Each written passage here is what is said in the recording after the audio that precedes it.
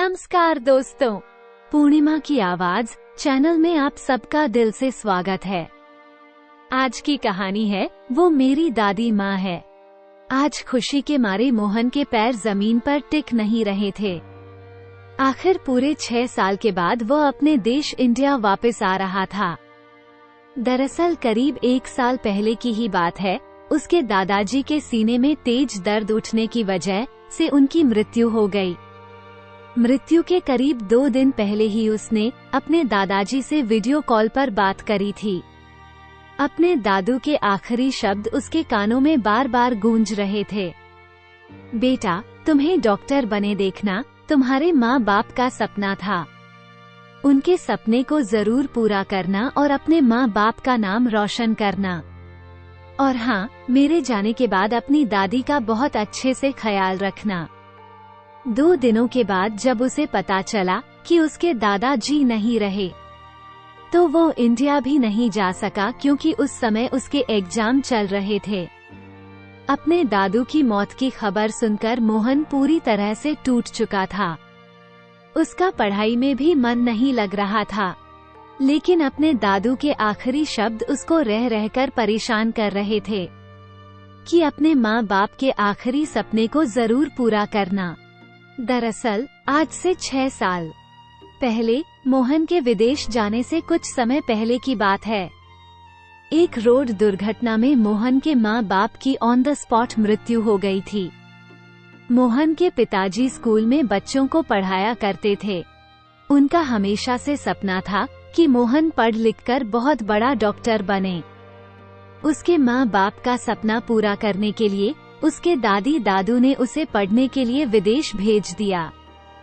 और आज पूरे 6 सालों के बाद वो अपने घर इंडिया वापस आ रहा था। मोहन फ्लाइट में बैठे बैठे सोच रहा था, दादी मुझे अचानक अपने सामने देखकर कितनी खुश हो जाएगी। पहले तो फूले नहीं समाएगी और उन्हें जब मालूम होगा कि मैं बहुत बड़ा डॉक्टर बन चुका हूँ और मेरी जॉब इंडिया में ही लगी है, तो खुशी के मारे अपनी छड़ी उठाकर ही नाचने लगेगी। अपनी दादी के बारे में सोचते सोचते मोहन कब इंडिया पहुंच गया, उसे पता ही नहीं चला। जब मोहन अपने घर पहुंचा, उसने जैसे ही घर की डोरबेल बजाई, दरवाजा उसके भतीजे ने खोला। बच्चे उस समय हॉल में बैठकर टीवी देख रहे थे। पहले तो वो अपने चाचू को पहचान ही नहीं पाए, लेकिन थोड़ी ही देर में चाचू चाचू कहकर मोहन की ओर दौड़ते हुए आए और उससे लिपट गए। बच्चों की आवाज सुनकर मोहन की भाभी संजना बाहर हॉल में आ गई। मोहन को देखते ही संजना के चेहरे का रंग फीका पड़ गया, जैसे काटो तो खून नहीं। वे मोहन को देखकर बोली, अरे देवर जी, आप अचानक यहाँ? आपने आने से पहले बताया नहीं कि आप आने वाले हो। अरे, बता दिया होता तो मैं आपके भैया को लेने के लिए एयरपोर्ट भेज देती, लेकिन आपने तो कहा था पढ़ाई पूरी होने के बाद कुछ साल आप विदेश में ही रहकर ट्रेनिंग करोगे। मोहन ने कहा, हाँ भाभी, पहले तो मेरा यही मन था, लेकिन फिर मेरा अपने परिवार के बिना मन ही नहीं लग रहा था, इसलिए मैंने इंडिया में जॉब करने के लिए अप्लाई कर दिया। अब आपका देवर यहीं रहकर लोगों की सेवा करेगा। ये सुनते ही संजना एकदम सकपका गई। दरअसल मैं दादी को सरप्राइज देना चाहता था, इसलिए मैंने किसी को नहीं बताया कि मैं भारत वापस आ रहा हूँ। अच्छा भाभी, मैं अभी दादी के कमरे में जाकर उनको सरप्राइज देकर आता हूँ। मोहन अपनी दादी के कमरे में गया। दादी माँ, देखो, आपका पोता आपके पास वापस आ गया। मोहन ने पूरा कमरा छान लिया, पर उसकी दादी कहीं दिखाई नहीं दी।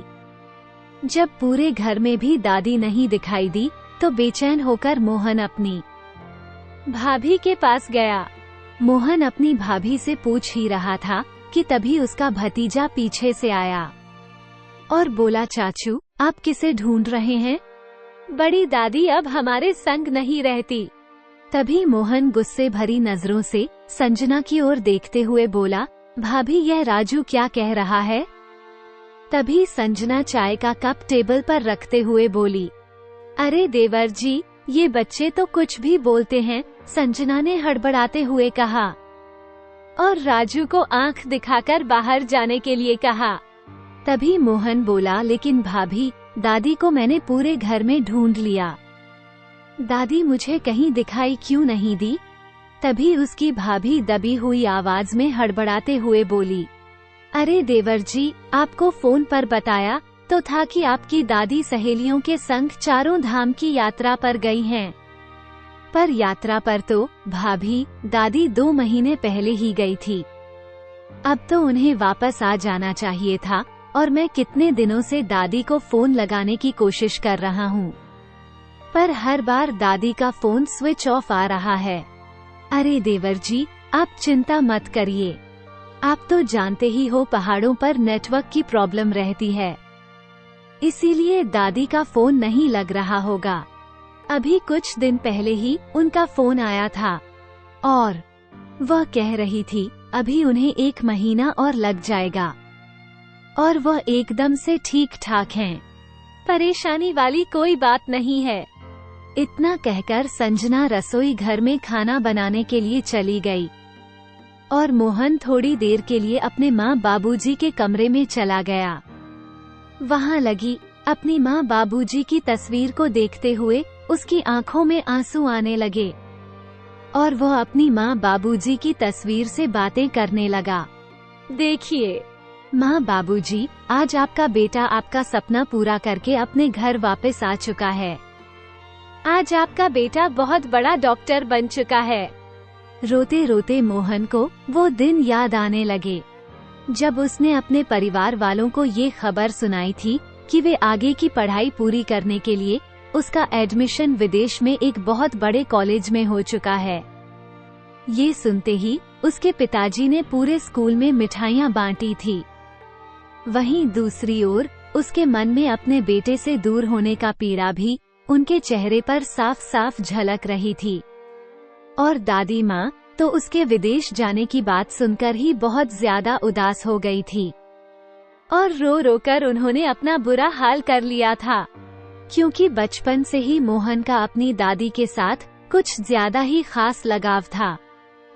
मोहन बचपन से ही अपनी दादी का लाडला था। दादी के हाथों से खाना, दादी के संग पार्क में घूमने के लिए जाना, रात को अपनी दादी के संग कहानी सुनते हुए सोना और अपनी दादी के हाथ का बादाम का हलवा तो उसे बहुत ही पसंद था। मोहन का एक बड़ा भाई है दीपक, जिसकी अपनी कपड़े की बहुत बड़ी दुकान है और संजना उसके बड़े भाई दीपक की पत्नी है। मोहन की माँ शकुंतला जी थोड़ी बीमार सी रहती थी, इसलिए उनसे घर के काम ज्यादा नहीं हो पाते थे और दादी बिना छड़ी के सहारे के तो चल ही नहीं पाती थी। लेकिन संयुक्त परिवार था और सभी एक दूसरे का अच्छे से ध्यान रखते थे। मोहन की माँ बाबूजी अपने माता पिता की बहुत सेवा किया करते थे, लेकिन उनका एक्सीडेंट हो जाने के बाद सारी जिम्मेदारी मोहन के दादी और दादू के कंधों पर आ गई थी।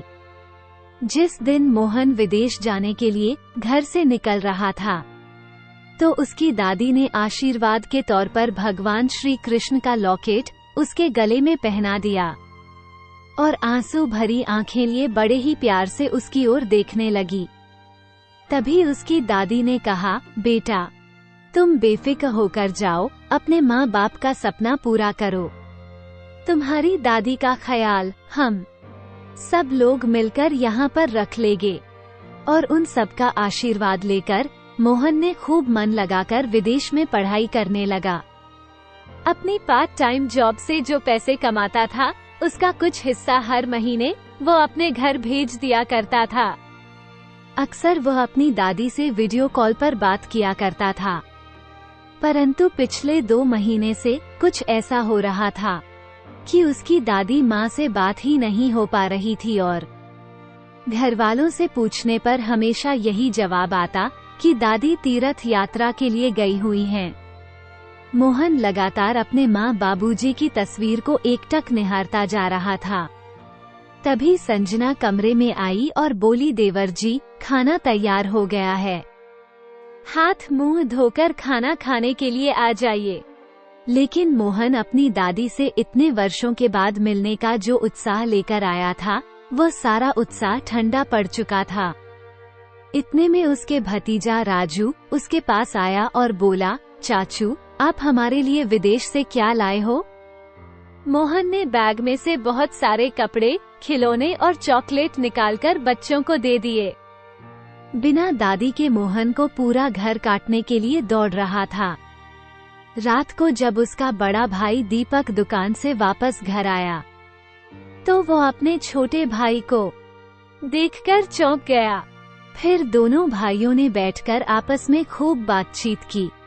जब भी वह अपने बड़े भाई से दादी के बारे में कोई भी बात करता, तो दीपक बात को घुमा फिराकर कहीं और ले जाता। मोहन अपने बड़े भाई भाभी का यह व्यवहार कुछ अजीब सा लग रहा था। वे दोनों दादी के बारे में कोई बात करना ही नहीं चाहते थे। जब मोहन दादी के बारे में कोई भी बात करता, तो उसके भैया भाभी हड़बड़ा जाते थे। मोहन को अपने भैया भाभी के इस व्यवहार से कुछ तो गड़बड़ नजर आ रही थी। दूसरे दिन मोहन ने अपने माँ बाबूजी की तस्वीर के आगे हाथ जोड़कर प्रणाम किया और अस्पताल के लिए निकल गया।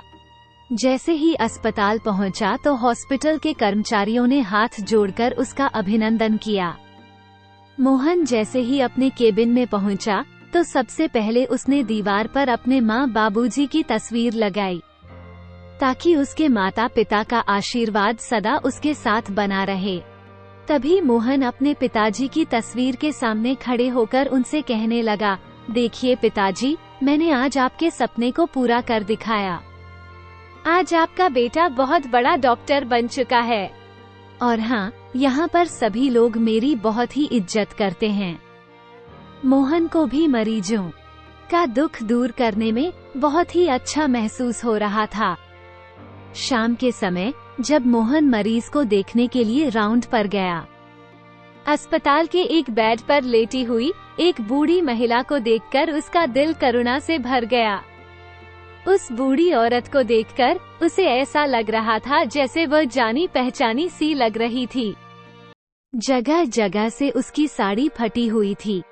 उसने अपने सर को साड़ी के पल्लू से ढका हुआ था।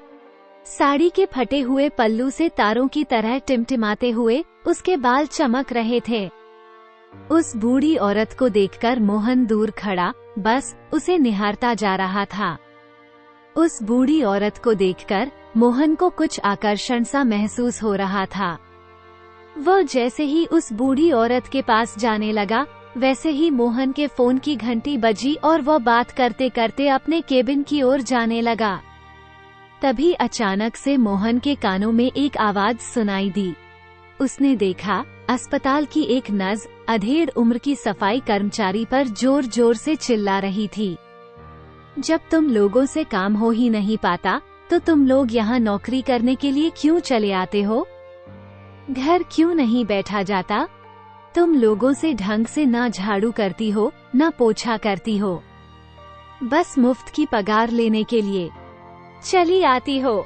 वह बेचारी महिला सफाई कर्मचारी सर झुकाए चुपचाप उसकी बातें सुनते जा रही थी। ये देखकर मोहन को बहुत बुरा लग रहा था। जैसे ही मोहन उस नर्स को शांत करने के लिए आगे गया, तो वहाँ खड़ी सफाई कर्मचारी को देखकर उसे अपनी दादी की छवि नजर आने लगी। फिर उसने मन में सोचा, यहाँ मेरी दादी कैसे हो सकती है? ये सोचते ही वो जैसे ही थोड़ा सा नजदीक गया, अचानक उसके दिल की धड़कन तेज हो गई। उसका शरीर पूरी तरह से कांप रहा था। उसकी आंखों के आगे अंधेरा छाने लगा। उस बूढ़ी औरत को देखकर मोहन के तो होश ही उड़ गए, क्योंकि वो सफाई कर्मचारी कोई और नहीं बल्कि मोहन की दादी माँ थी। उसकी दादी माँ की आंखों से लगातार आंसू बहाए जा रहे थे। कप कांपाते हुए हाथों से वो पूरे अस्पताल की झाड़ू लगा रही थी।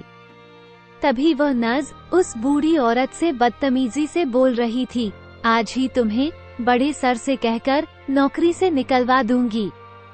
तभी मोहन के सब्र का बांध टूट गया और वह नर्स पर चिल्लाते हुए बोला, नौकरी से तो मैं तुम्हें निकलवा लूंगा, तुम्हारी हिम्मत कैसे हुई अपनी माँ सम्मान, इतनी बड़ी औरत से ऐसे बात करने की? क्या तुम अपने घर में भी अपनी माँ, अपनी दादी से इसी तरह बात करती हो? देखो तो सही, इतनी उम्र में भी इन्हें काम करना पड़ रहा है।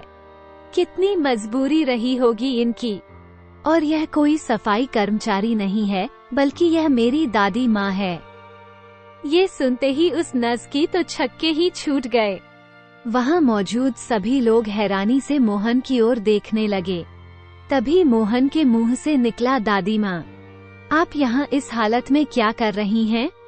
आप तो चारों धाम की यात्रा पर गई हुई थी, फिर आप यहाँ कैसे? अपने पोते की आवाज सुनकर उस बूढ़ी औरत ने हाथ में पकड़ी हुई झाड़ू को फेंका और जाकर अपने पोते को गले से लगाकर फूट फूट कर रोने लगी। अपने पोते को डॉक्टर बना हुआ देख उसकी आंखों में आंसू रुक नहीं रहे थे। बड़े ही प्यार से उस बूढ़ी औरत ने अपने पोते के चेहरे को सहलाकर उसे खूब प्यार किया और उसे ढेरों आशीर्वाद दिए। लेकिन मोहन के दिमाग में हजारों सवाल उमड़ रहे थे। वो बोला, दादी माँ, आप बिल्कुल अब चिंता मत कीजिए। आपका पोता वापस आ गया है, अब सब ठीक हो जाएगा। मोहन अपनी दादी माँ को अपने केबिन में लेकर चला गया। पहले उन्हें अच्छे से हाथ मुंह धोकर पानी पिलाया। फिर उसने अपनी दादी माँ से पूछा, दादी माँ, आप तो तीर्थ यात्रा के लिए गई हुई थी, तो फिर आप यहाँ पर कैसे आ गई? आज आप कुछ मत छुपाए, मुझसे सारी बात सच सच बता दीजिए। आखिर आपकी यह हालत कैसे हो गई? घर पर भैया भाभी तो बोल रहे थे कि आप अपने पड़ोसियों के संग तीर्थ यात्रा के लिए निकली हैं। मैं भी आपको कितने दिनों से फोन लगा रहा था, पर हर बार आपका फोन स्विच ऑफ ही आ रहा था।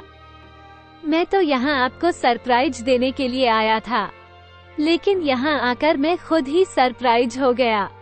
तभी दादी माँ ने रुंधे गले से कहा, बेटा, तेरे दादाजी के जाने के बाद तेरे बड़े भाई दीपक ने तेरे दादाजी के पूरे कारोबार को हथिया लिया। और बेटा, तू तो जानता ही है, तेरे दादाजी के पास जितनी भी जमा पूंजी थी वो उन्होंने इस घर को बनवाने में खर्च कर दी थी। अपने बुढ़ापे के लिए कुछ भी पैसे जोड़कर नहीं रखे थे। लेकिन अब तेरे दादाजी के जाने के बाद मेरी दवाइयों के लिए और छोटी छोटी जरूरतों के लिए पैसे चाहिए होते थे, तो तेरे भाई भाभी के आगे हाथ फैलाने पड़ते थे और उनको तो दवाइयों के लिए 10 रुपए देने में भी आफत आ जाती थी। संजना बहू जब देखो दिन रात बस शॉपिंग में लगी रहती थी। किटी पार्टियां कर रही थी, होटल में खाना, नए नए कपड़े पहनना।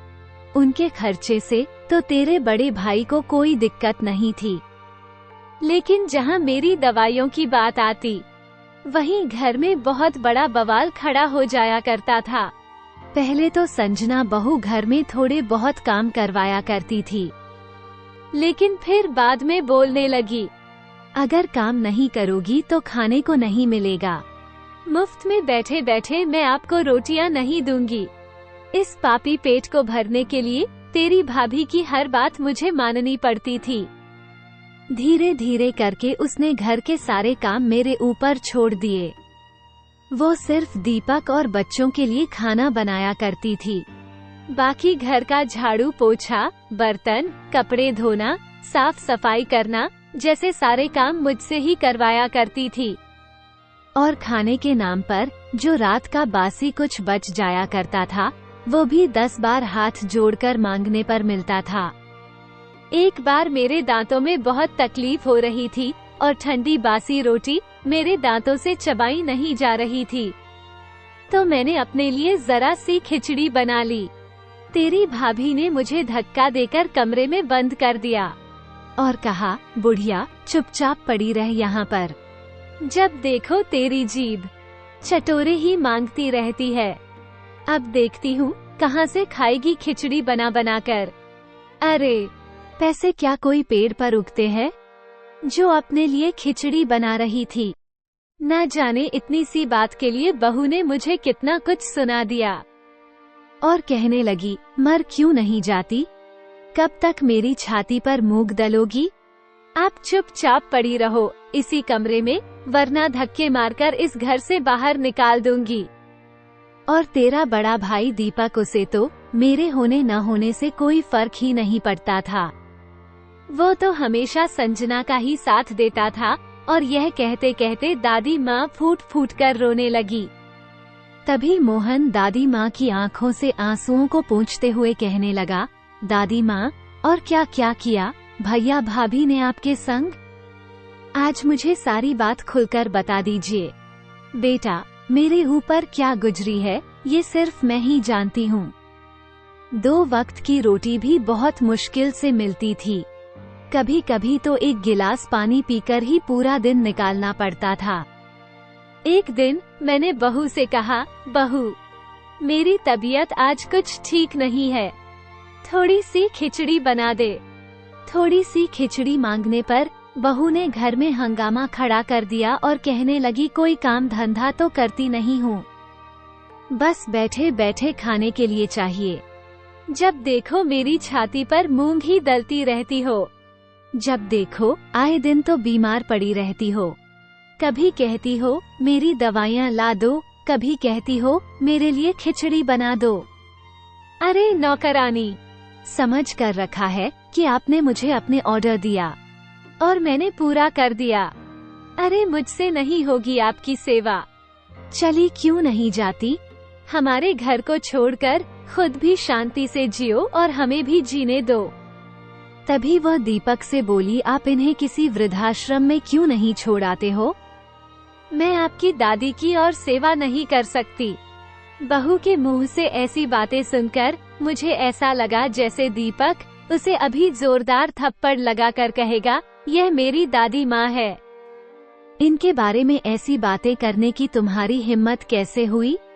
लेकिन बेटा, मैं तो हैरान रह गई, ये देखकर कि दीपक को तो बहू की हर बात सही लगती थी। बेटा, बहू से तो क्या शिकायत करे जब पोता ही अपना सगा न रहा।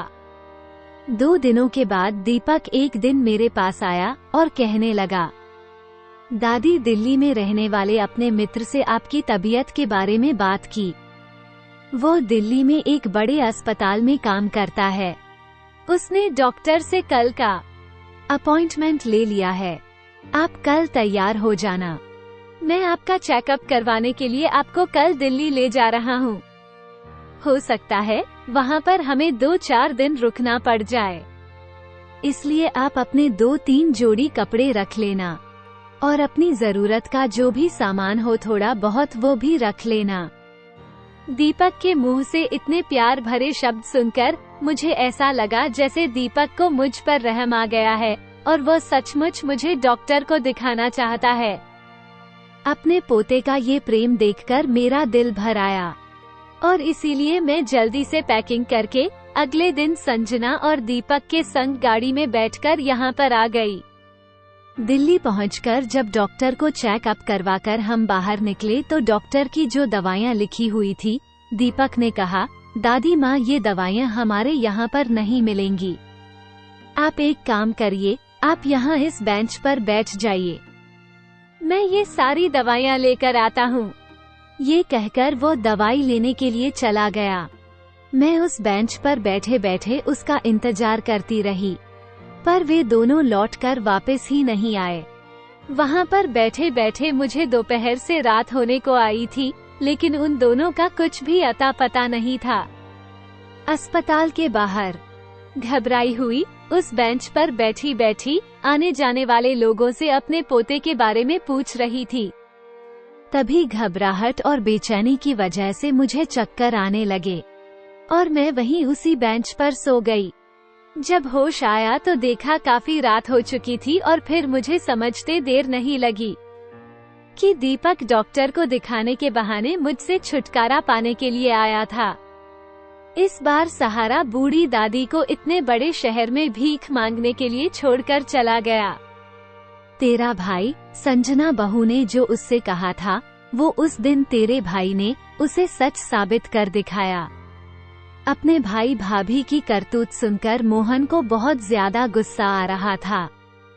शकुंतला जी आंखों में आंसू लिए हुए बोली, बेसहारा छोड़ने से तेरे भाई ने एक बार भी नहीं सोचा, बेसहारा अनाथों की तरह कर चला गया। दादी माँ मोहन के कंधे पर सर रखकर फूट फूट कर रोने लगी और रोते रोते कह रही थी, आखिर हमारी परवरिश में कौन सी कमी रह गई थी? अरे, तुम्हारे पापा के जाने के बाद भी हमने तुम दोनों बच्चों को एक समान ही प्यार दिया, और तुम्हारे दादू ने तो उस घर को खरीदने में अपनी सारी जमा पूंजी लगा दी थी। बेटा, अब न हमारे पास पैसे थे और न ही घर था। बस तेरे दादाजी की दी हुई गले में एक सोने की चैन पहने हुई थी। तभी हॉस्पिटल के बाहर खड़े हुए एक कर्मचारी ने जब मुझे रोता हुआ देखकर पूछा, माँ जी, मैं देख रहा हूँ आप यहाँ सुबह से बैठी रो रही हैं। तब मैंने उसे सारी बात बता दी।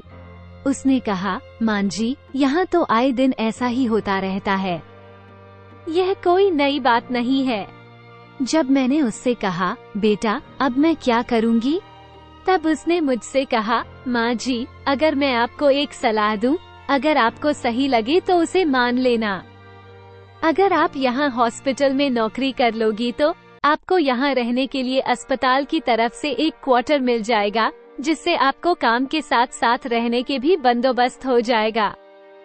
मुझे उसकी बात सही लगी तो मैंने उसकी बात मान ली और मुझे हॉस्पिटल की तरफ से एक क्वार्टर और नौकरी दोनों ही मिल गए।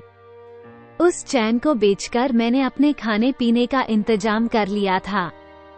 बेटा, इतना लाचार मैंने अपने आप को कभी महसूस नहीं किया था। ये कहते कहते दादी माँ बेहोश हो गई। दादी की ऐसी हालत देखकर मोहन घबरा गया।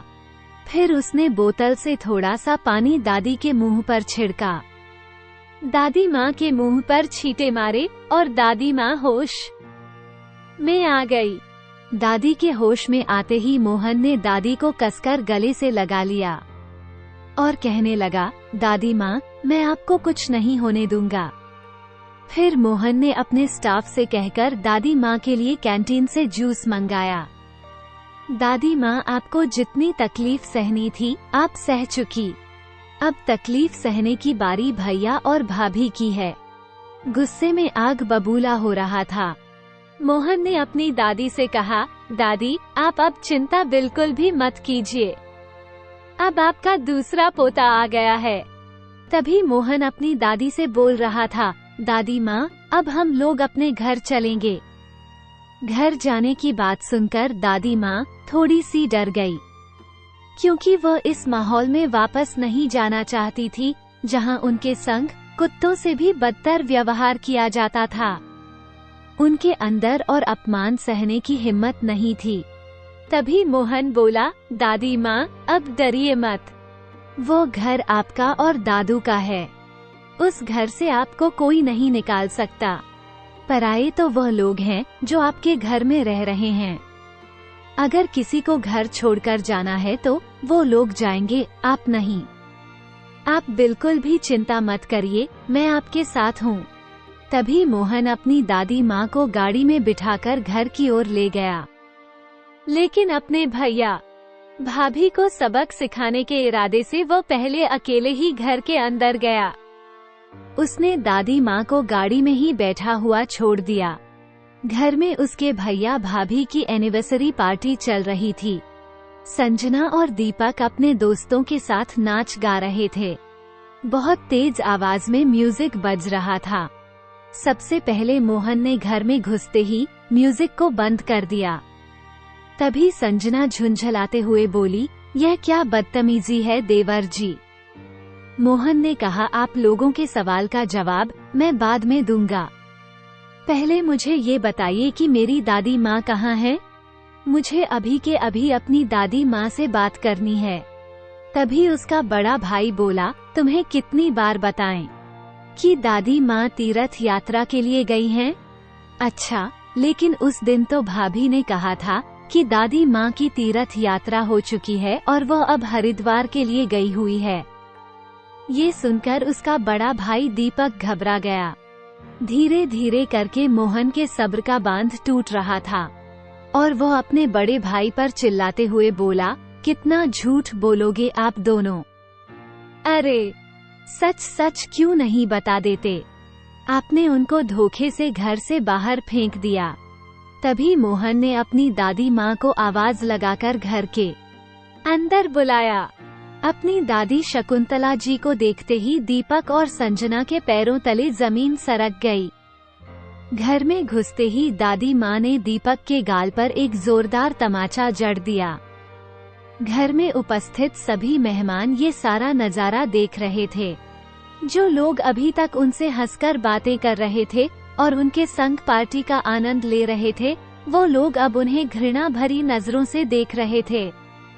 तभी दीपक के एक दोस्त ने कहा, अरे यार, मुझे तुझसे ऐसी उम्मीद नहीं थी। अरे जिस दादी ने तेरे लिए सब कुछ किया, तूने उसी दादी माँ को घर से बेदखल कर दिया। यार, तूने अपना नसीब अपने ही हाथों से खराब कर लिया। नहीं चाहिए मुझे तो तेरे जैसा दोस्त, जो अपने बड़ों का आदर और सम्मान ही ना कर सके। ये कहकर सारे दोस्त अपने अपने घर चले गए। थोड़ी देर में वहाँ पर पुलिस भी पहुँच गई। मोहन ने कहा, इंस्पेक्टर साहब यही हैं, वो लोग जिन्होंने मेरी दादी माँ का जानवरों से भी बदतर बेहाल कर दिया था। इन्हें इन्हीं के घर से निकालकर बीच रास्ते में भीख मांगने के लिए छोड़ दिया। जिस घर और दुकान पर मेरे भाई भाभी ने कब्जा कर रखा है, वो घर मेरे दादी और दादू का है। जैसे ही दीपक और संजना ने पुलिस को देखा, उनके तो छके ही छूट गए, मानो जैसे काटो तो खून नहीं। उन्हें तो दिन में तारे नजर आने लगे। वे दोनों झट से दादी माँ के पैरों में गिर गए और बोले, दादी माँ, हमें माफ कर दीजिए। नादानी में हमसे बहुत बड़ी गलती हो गई। तभी शकुंतला जी ने कहा, जो गलती तुम दोनों से हुई है, उसके लिए तो मैं तुम्हें कभी माफ नहीं करूंगी। मैं क्या, तुम्हें तो भगवान भी कभी माफ नहीं करेंगे। अब मेरा केवल एक ही पोता है, मोहन। पुलिस इंस्पेक्टर बोले, अब चलिए, बाकी की सारी बातें जेल में चलकर करेंगे। पुलिस के मुंह से ऐसी बातें सुनकर संजना कब कांपती हुई आवाज में बोली, प्लीज दादी माँ, हमें सुधरने का एक मौका दीजिए। इतनी पत्थर दिल मत बनिए, आप भी एक माँ हैं। हमें अगर पुलिस पकड़ कर ले गई तो हमारे बच्चों का क्या होगा? दादी माँ, किसी को भी सुधरने का एक मौका तो जरूर मिलना चाहिए। हमारे लिए नहीं, लेकिन हमारे बच्चों के लिए ही सही। हमें एक मौका दे दीजिए। तभी पुलिस दीपक और संजना को पकड़कर ले जाने लगी। तभी शकुंतला जी ने पुलिस इंस्पेक्टर को रोक दिया और कहा, अपनी कंप्लेन मैं वापस लेती हूँ। ये सुनते ही संजना और दीपक खुश हो गए। फिर शकुंतला जी ने कहा, लेकिन इसका मतलब ये बिल्कुल भी नहीं है कि मैंने तुम्हें माफ कर दिया। ये तुम्हें यह नया जीवन सिर्फ और सिर्फ हमारे बच्चों की वजह से दे रही हूँ। मैं नहीं चाहती कि तुम्हारी गलती की सजा इन छोटे छोटे मासूम बच्चों को मिले। मैं तुम्हारे बच्चों से उनके माँ बाप का साया नहीं छीनना चाहती, लेकिन भगवान से दुआ करना, तुमने जो मेरे साथ किया है, कहीं बड़े होकर तुम्हारे बच्चे तुम्हारे संग न करें। और हाँ, हो सके तो अपने बुढ़ापे के लिए थोड़े बहुत पैसे जोड़कर जरूर रख लेना। जो गलती हमने की थी वो तो मत करना, क्योंकि जब वही बच्चे जिनके ऊपर हम अपनी सारी जमा पूंजी खर्च कर देते हैं, वही बच्चे हमें एक वक्त की रोटी के लिए भी तरसा देते हैं। तभी मोहन भड़कते हुए बोला, दादी माँ ने आपको माफ जरूर कर दिया है, लेकिन आपको इस घर में रहने की परमिशन मैं नहीं दे सकता। आप अभी अभी अपना पूरा सामान पैक करके निकल जाओ। हमारे इस घर से आपका साया भी मैं अब इस घर में और नहीं पड़ने दूंगा। तभी संजना गिड़गिड़ाते हुए बोली, दादी माँ, हम अपने छोटे छोटे बच्चों को लेकर कहाँ जाएंगे? जरा तो सोचिए, हमारे पास रहने के लिए घर भी नहीं है। तभी मोहन बोला, आपने दादी माँ को वहाँ रोड पर छोड़ने से पहले ये सब सोचा था। भाभी, अब इन सब बातों में कुछ नहीं रखा है। आपको ये घर छोड़कर जाना ही होगा। दीपक और संजना की दादी और मोहन के आगे एक न चली और उन दोनों को उनका घर छोड़कर जाना ही पड़ा। अब मोहन और शकुंतला जी यानी दीपक की दादी माँ खुशी खुशी उस घर में रहने लगे। शकुंतला जी ने मोहन की शादी कर दी। अब मोहन की पत्नी उसकी दादी की बहुत सेवा करती है और प्यार से उनकी गृहस्थी आगे चल रही है। दोस्तों, आपको ये कहानी कैसी लगी? क्या मोहन ने अपने बड़े भाई भाभी को सजा देकर ठीक किया? अपनी राय हमें कमेंट करके जरूर बताना और अगर अब तक आपने पास में लगी घंटी को नहीं दबाया है तो प्लीज दबा लीजिए, जिससे हम जब भी नई कोई कहानी डालें उसका नोटिफिकेशन आपको मिल सके। फिर मिलेंगे। दोस्तों, कहानी को पूरा सुनने के लिए धन्यवाद।